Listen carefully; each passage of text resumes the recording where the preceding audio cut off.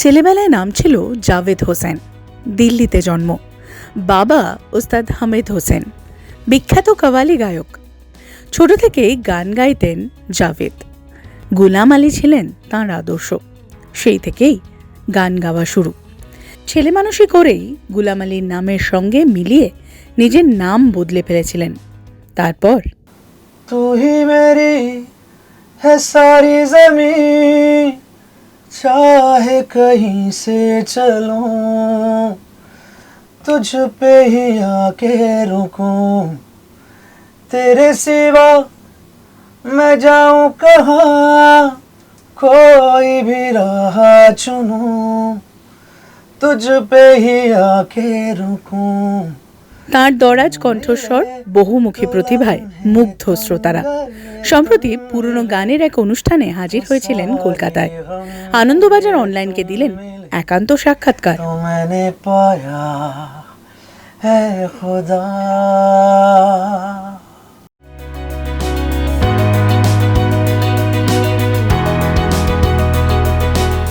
मैं ऐसा कभी सोचता नहीं, क्योंकि ना मुझे लगता है कि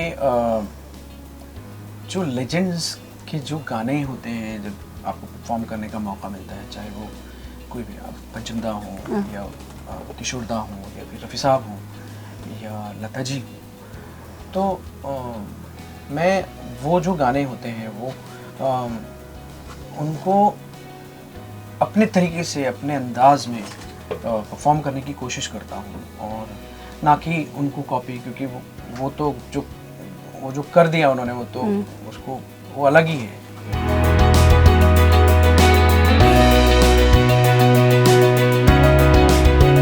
कुछ बातें ऐसी होती हैं कि जो आप जब ग्रो करते हो, तो जब पीछे की कुछ बातें सोचते हो तो आपको लगता है अरे ये क्या, कैसे हो गया, कैसे, ये तो कभी सोचा ही नहीं था।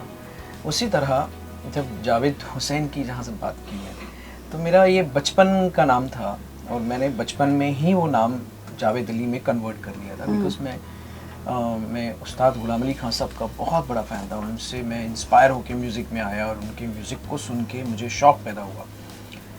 तो ऐसे ही अचानक बैठे बैठे ख्याल आया कि उनका नाम गुलाम अली है, तो मेरा नाम अगर जावेद अली हो तो ऐसे ही मुझे भी प्यार मिलेगा। एक बचकानी सोच थी, एक बचपना था एक।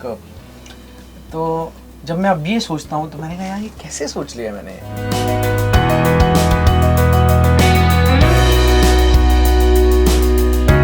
कई चीज़ें अननोइंगली उनको जो पसंद आती हैं, तो जाहिर सी बात है उसमें कुछ ना कुछ तो बात होती है कि जो पसंद आती है, नहीं तो इमीडिएटली लोग रिएक्ट करते हैं कि नहीं, वी डोंट वांट दिस। तो ये कह पाना मुश्किल है कि गलत है या सही है, लेकिन अगर नए साउंड के साथ, नए स्टाइल के साथ, एक नई उसके साथ में कॉम्पोजिशन ईजाद करते हुए, उसके साथ मिक्स करते हुए, कोलैबोरेट करते हुए अगर कुछ हो रहा है, तो मुझे लगता है कि अगर जब तक लोगों को पसंद आ रहा है तो उसमें कोई ऐसा मुझे पता कुछ लगता तो है नहीं।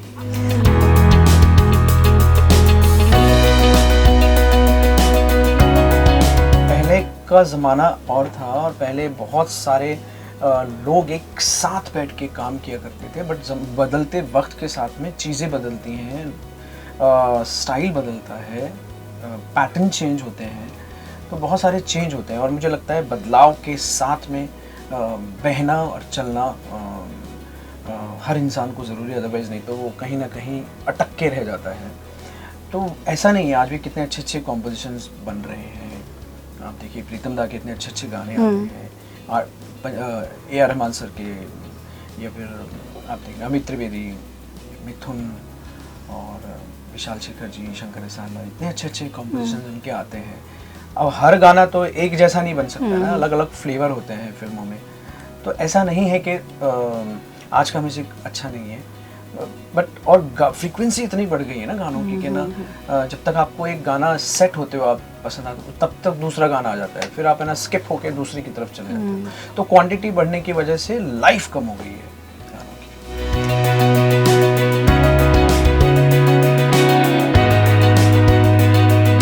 मुझे ऐसा लगता है कि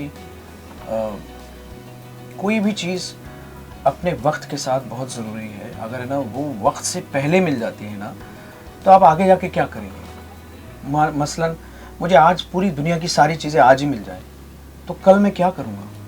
मेरी लाइफ में पाने के लिए रह क्या जाएगा? तो क्या होता है ना, एक बार आप स्टार बन गए तो फिर आप प्रैक्टिस करना छोड़ देते हो। सबसे पहले प्रैक्टिस छूटती है जब आप स्टार बन जाते हो, और वही नहीं होना चाहिए। सबसे पहले आप प्रैक्टिस करते रहेंगे, ग्रो करते रहेंगे।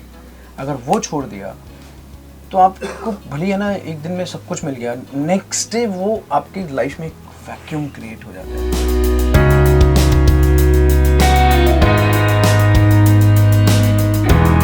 ये बहुत ज़रूरी है। एक आर्टिस्ट की लाइफ में कहीं ना कहीं कोई न किसी कोने में दर्द छुपा होता है, जिसको वो खुल के बयान नहीं करता है, तो वो उसके काम में नज़र आता है और वो टच करता है फिर आपको।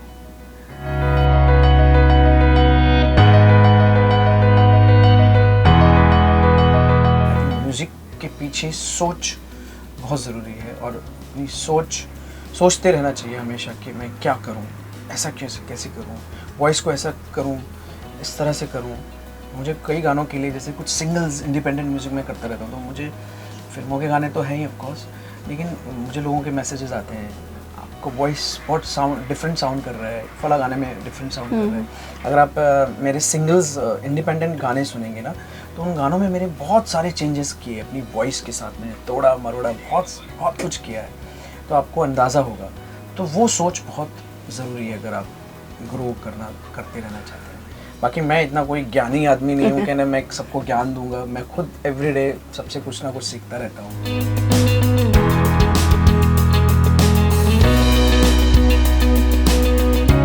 मुझे लगता है कि ना देखने से ज़्यादा सुनना सबसे इम्पोर्टेंट है। अगर है ना आपने कितनी अच्छी शर्ट पहनी है, कितना अच्छा जैकेट पहना है, ये सारी बात की बातें हैं।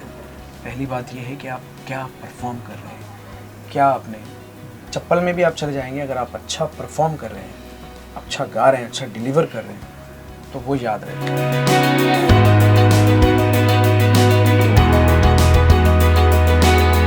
बस आप जितना कनेक्ट रहते हो लोगों के साथ में, आपका एक पर्सनल कनेक्ट रहता है अपनी ऑडियंस के, अपने फैंस के साथ में। बट ऐसा भी नहीं होना चाहिए कि आप 24/2 उसमें ही लगे हुए हो और अपने काम पे ध्यान नहीं दे रहे।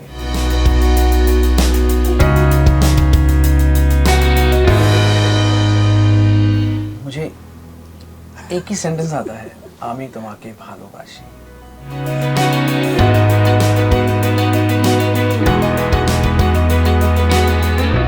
बहुत ज़्यादा वो इतना सोलफुल आर्टिस्ट थे कि जब भी मैं ना नज़रुल मंच जाता हूँ परफॉर्म करने के लिए, तो मुझे हमेशा उनकी याद आती है।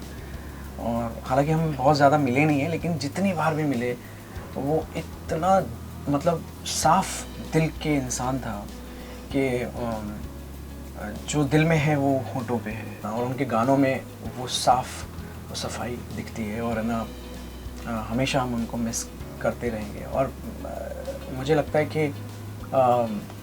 जितना काम उन्होंने किया है वो बहुत आइकॉनिक है, उसको भुला पाना बहुत मुश्किल है। কলকাতায় এসে কে মিস করছিলেন। কেকের সঙ্গে গাওয়া একটি গান দিয়ে সাক্ষাৎকার শেষ করলেন জাভেদ আলী। तू जो मिला लो हो गया मैं काबिल, तू जो मिला तो हो गया सब हासिल, तू जो मिला आसा हुई मंजिल, क्योंकि तू धड़कन मैं दिल।